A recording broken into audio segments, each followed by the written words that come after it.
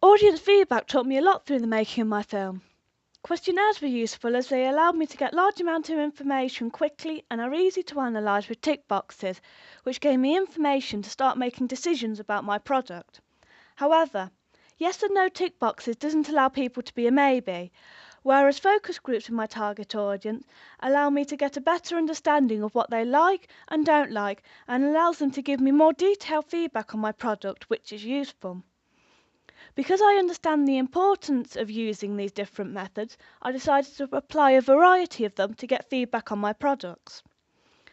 Firstly, I used online questionnaires to help find out my target audience, which was mainly young people between the ages of 15 and 25.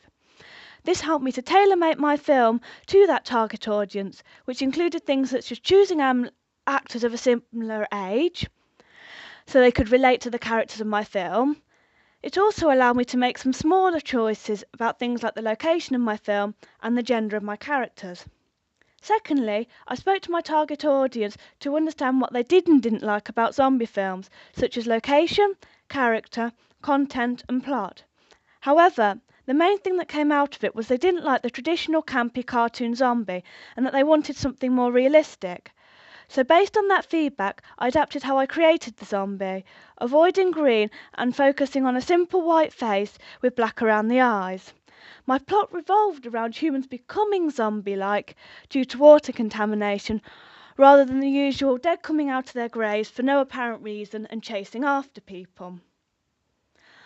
I also avoided the traditional stereotypical graveyard setting, instead focusing on an urban area which is far more realistic and also very relatable to my target audience.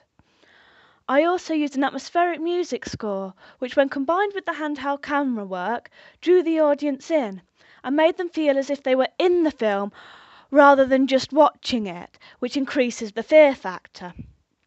Finally, I used a more mature and clever title in Through the Lens and used a more mature font with that title, rather than a more traditional campy font, which linked back to what my target audience told me. In my other focus group, I presented 3 different versions of my film review and asked them to comment on things such as layout. The focus of this focus group was about the fine tweaks rather than major changes, as I knew my content was sound. Because of this, I asked them what they liked about the 3 layouts I gave them and why. This allowed them to pick out the layout they preferred and combine it with the images they liked best, ensuring it was a design layout my audience really liked and therefore would be attracted to, allowing me to get a better product for my target audience.